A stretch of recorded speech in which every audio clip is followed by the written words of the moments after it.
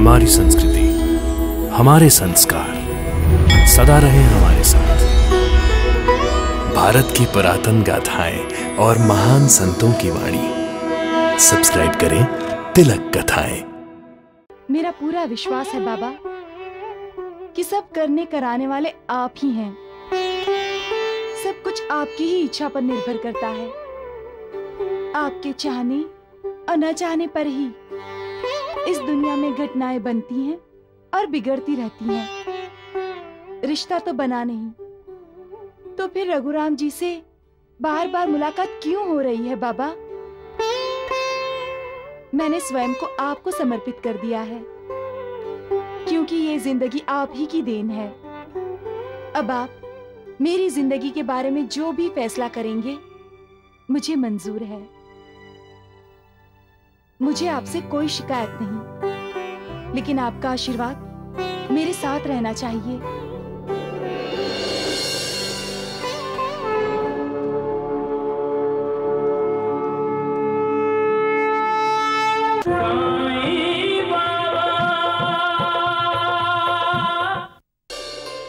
मालू दीदी, मालू दीदी।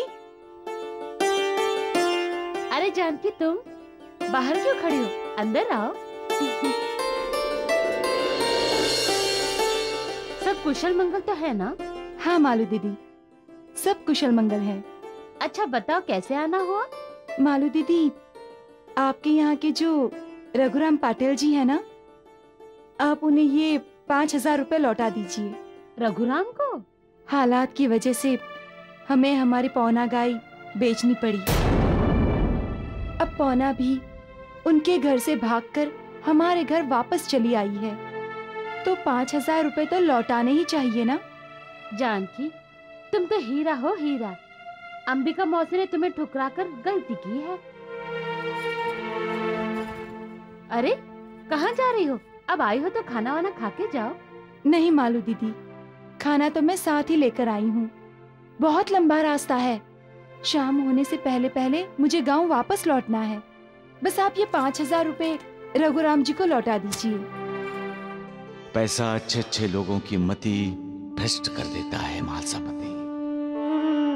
पैसे के लिए इंसान मालिक के साथ भी विश्वासघात करने को तैयार हो जाता है, लेकिन जो सच्चा है, सत्य की राह पर पैसों को जरूरत से ज्यादा अहमियत देता भी नहीं। गरीबी में भी उसका मन साफ रहता है। गरीबी में भी मालिक को नहीं भूलते। कुविचार अविचार उनके पास भटकते भी नहीं। वो लोग अपने हालात के लिए कभी मालिक को दोष नहीं देते, बल्कि हालात से लड़कर अपने हालात सुधारने का प्रयास करते हैं। ऐसे ही इंसानों का मालिक पर अटूट विश्वास होता है।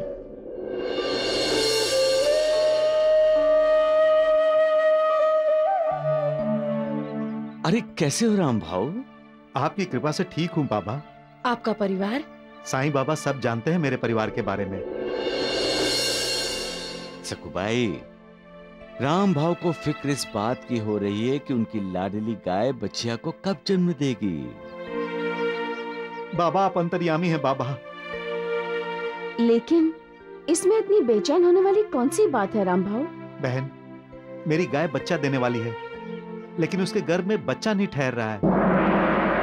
राम भाऊ, तुमने महालसापति से इलाज करवाया?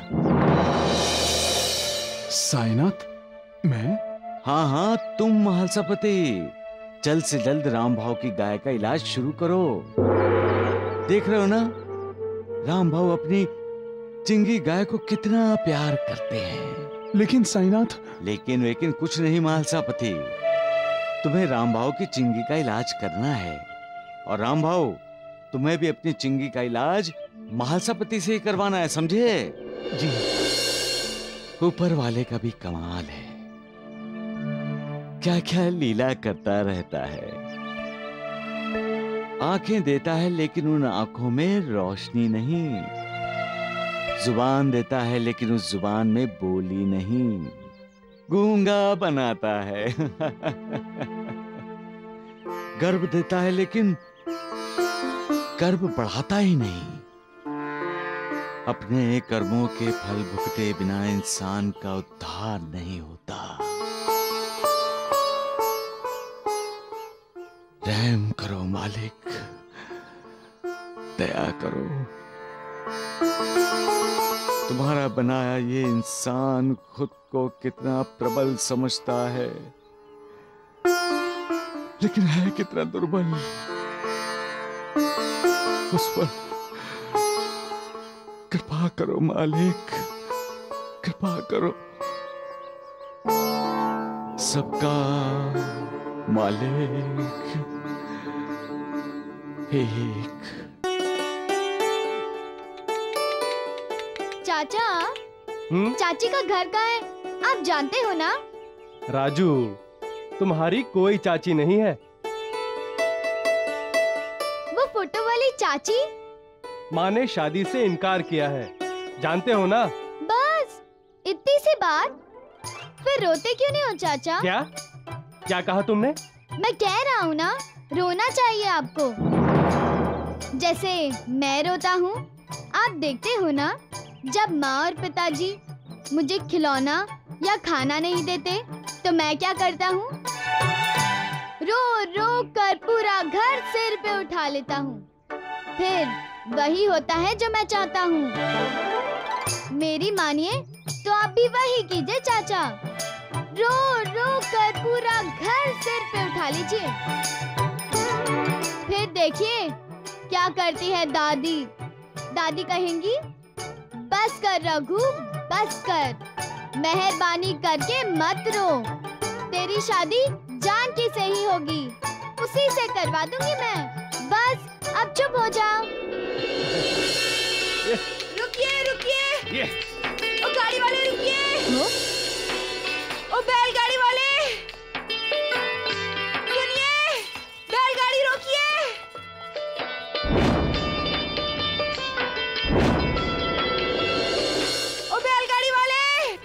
रघु चाचा, बैलगाड़ी रोको, रोको बैलगाड़ी, रोको चाचा।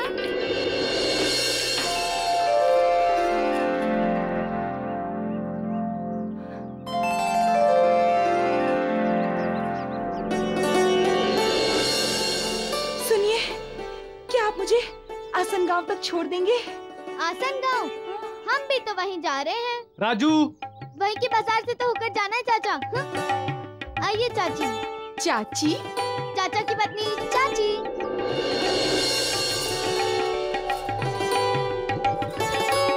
तुम बहुत प्यारे हो बेटे। आप भी कुछ कम प्यारी नहीं है चाची। आपको पहले कभी यहाँ नहीं देखा है चाची? मैं वडगांव गई थी और अब अपने आसन गांव वापस लौट रही हूँ। कहीं वडगांव में आपका ससुराल तो नहीं है ना चाची? मेरी अभी तक शादी नहीं हुई है बेटे। तो हो जाएगी, मैं भविष्य देख सकता हूँ। आपकी शादी जल्दी ही होगी। मैं रोटी, भाखरी और चटनी लाई हूँ साथ में, खाओगे? हाँ, आप खिलाएंगी तो क्यों नहीं खाऊंगा। ये लो। लीजिए।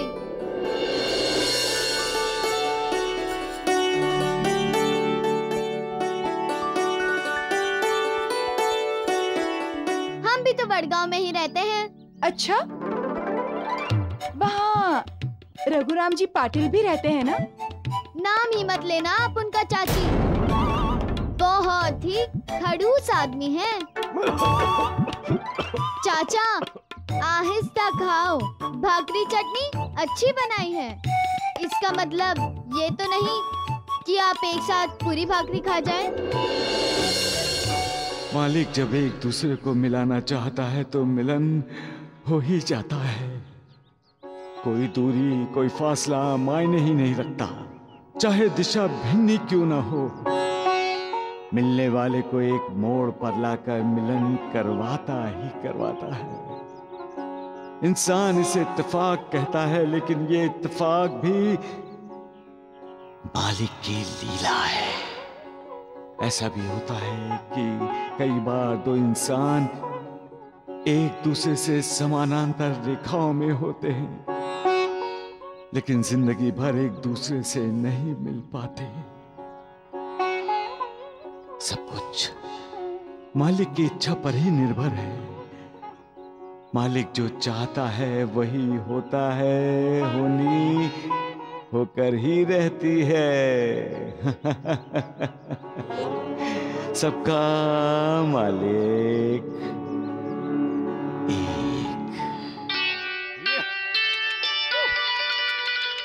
आसन गाँव आ गया।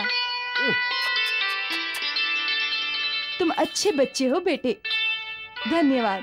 तुम्हारा ये नौकर भी बहुत अच्छी गाड़ी चलाता है। नौकर?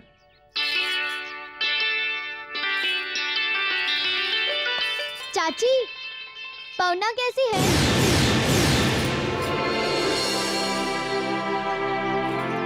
पौना? तुम पौना को कैसे जानते हो? अब बोल।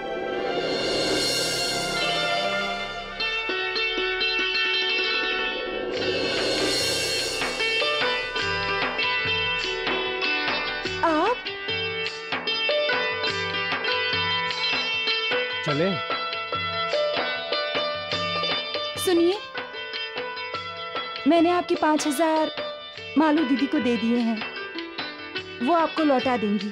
भाकरी चटनी बढ़िया थी, स्वादिष्ट थी। एक बात बताओ तुम मुझे, तुमने झूठ क्यों कहा था मुझे कि तुम्हारे चाचा खड़ूस हैं, झगड़ालू हैं? इंसान को जब प्रेम का साक्षात्कार होता है तब उसे ऐसा लगता है कि उसे मालिक ने अपने दिव्य रूप का दर्शन करवाया है। प्रेम के साक्षात्कार से उसका दिल आनंद से भर जाता है। उसे लगता है कि मालिक की उस पर असीम कृपा हुई है, क्योंकि प्रेम मालिक का ही एक रूप है। प्रेम ही मालिक का आशीर्वाद है। प्रेम इंसान को दिया हुआ मालिक का वरदान है।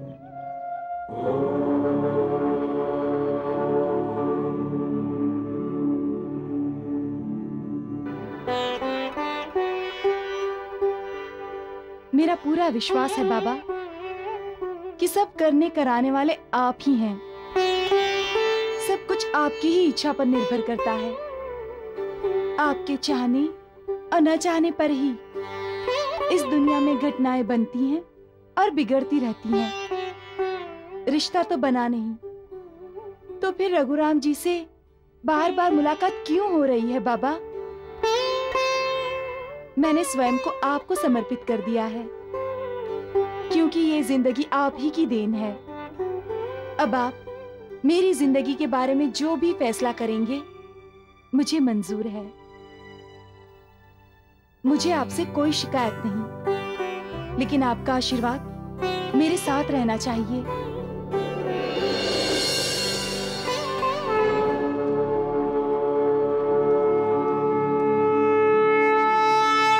कहाँ थे तुम अब तक? तुम तो खेत पर जाने वाले थे ना, वहां क्यों नहीं पहुंचे? हमें कितनी चिंता हो रही थी देवर जी। तुम चुप क्यों हो रघु? तुम्हारी भाभी, भैया, तुम्हारे पिताजी तुमसे कुछ पूछ रहे हैं, जवाब क्यों नहीं देते? चाचा चाचा, बता दूं? अरे चाचा से क्या पूछ रहा है? बता, कहाँ थे तुम दोनों पूरा दिन? माँ, हम चाची को छोड़ने उसके गांव गए थे। चाची? चाची? कौन चाची? अरे आपको नहीं पता? जानकी चाची। और कौन? अच्छा, तो तुम लोग आसन गांव गए थे? हाँ दादाजी, वही तो चाची का गांव है।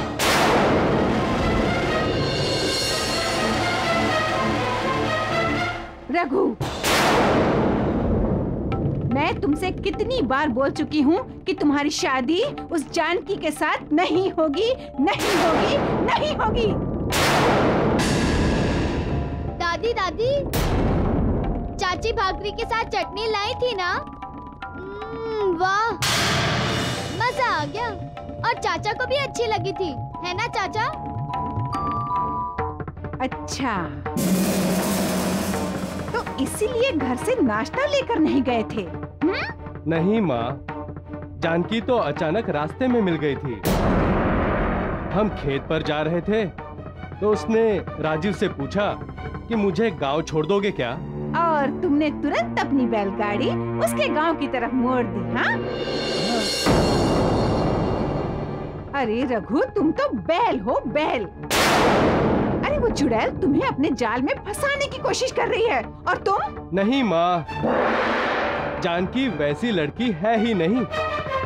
उसे तो ये भी मालूम नहीं था कि बैलगाड़ी कौन चला रहा था। इसे बस आप इत्तेफाक समझिए। और हाँ, जानकी को बुरा भला कहने की कोई जरूरत नहीं है। हाय राम, सुन रहे हैं आप जमींदार साहब? आपका बेटा एक पराई लड़की के लिए अपनी माँ को बुरा भला कह रहा है। अपनी माँ को, मुझे? माँ, मैं तो... चुप! अब एक शब्द भी तुम नहीं बोलोगे। जिस लड़की के साथ मैं बोलूंगी उसी के साथ तुम शादी करोगे, समझे? और आप खड़े खड़े मुंह क्या देख रहे हैं? जाइए फूलगांव और श्यामनाथ जी से कहिए कि हमें उनकी लड़की नीलिमा पसंद है। वो शादी की तैयारी जल्द से जल्द शुरू कर दे।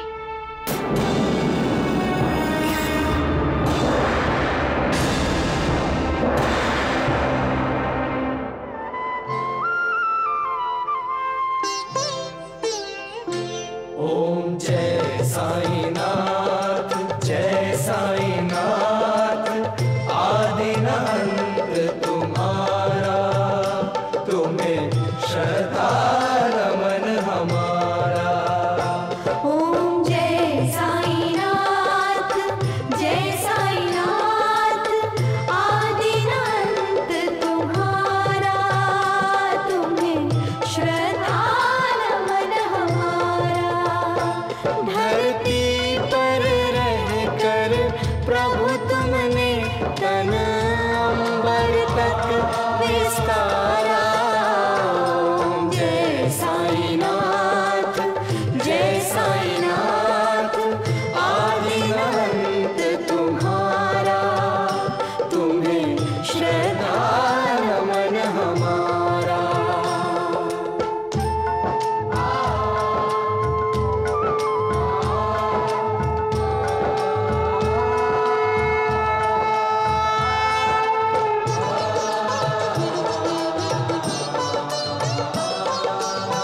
हम तो तुमसे जोड़ के बैठे नाते दुनिया वाले। रूप विराट दिखाकर तुमने मन अचरज में डाले। रूप विराट दिखाकर तुमने मन अचरज में डाले। साईनाथ हमें फिर लौटा दो वही सहज रूप मनहारा। ओम जय साईनाथ, जय साईनाथ। आदि न अंत तुम्हारा, तुम्हें श्रद्धा नमन हमारा।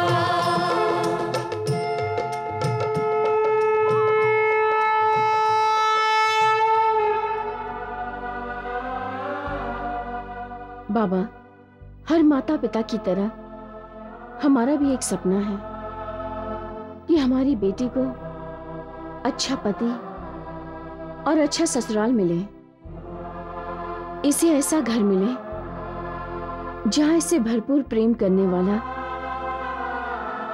इसे सुखी रखने वाला पति मिले। बाबा, हमारी बेटी जानकी का सुंदर भविष्य हो, यही हमारा सपना है। आपकी कृपा इस पर बनी रहे, बस मैं आपसे इतना ही मांगता हूं। बाबा, मन में एक तूफान आया है और मैं उससे डर गई हूं। ऐसा लग रहा है जैसे उस तूफान में मेरी जिंदगी की कश्ती डूब रही है। क्या ठीक है, क्या नहीं, मैं समझ नहीं पा रही हूँ। मेरा मन अब मेरे कब्जे में नहीं है, वो तो रघुराम पाटिल का हो गया है। आपसे मेरी प्रार्थना है, आप ही मेरी जिंदगी की कश्ती को किनारे पर लगाइए। मैं आपकी शरण में आई हूँ बाबा, कृपा कीजिए। इस दुनिया में सबसे पवित्र भावना है प्रेम, क्योंकि प्रेम में ही विश्वास, श्रद्धा और भक्ति है। मां संतान में भी प्रेम होता है जिसे वात्सल्य कहते हैं। भक्त और भगवान में भी प्रेम होता है जिसे भक्ति कहते हैं। पति और पत्नी में भी प्रेम होता है जिसे श्रद्धा कहते हैं। भाई और बहन में जो प्रेम होता है उसे विश्वास कहते हैं। प्रेम और आकर्षण में फर्क है। आकर्षण प्रेम की पहली सीढ़ी है। आकर्षण में भक्ति की जगह आसक्ति का निर्माण होता है। तब वहां प्रेम की पवित्र भावना नहीं रहती। प्रेम के बिना ये दुनिया व्यर्थ है। प्रेम के बिना हमारा जीवन नीरस है। प्रेम एक दिव्य अनुभूति है, सुंदर अनुभव है। प्रेम ही मालिक का खूबसूरत निराकार रूप है। प्रेम ही जीवन है और प्रेम के बिना जीवन निर्जन वन है। इंसान पैदा होने से लेकर अपने अंत तक प्रेम पर ही तो जीता है। प्रेम एक ऐसी अलौकिक भावना मालिक ने पैदा की है जो अनुपम है, जिसकी बराबरी कोई भी भावना नहीं कर सकती। प्रेम में ही करुणा है, प्रेम में ही ममता, प्रेम में ही आनंद है, प्रेम में ही सुख। प्रेम ही इंसान को संतोष, समाधान देता है। प्रेम ही इंसान को निश्चिंत कर देता है। प्रेम ही इंसान का सुरक्षा कवच है। प्रेम ही मालिक है सबका, मालिक एक।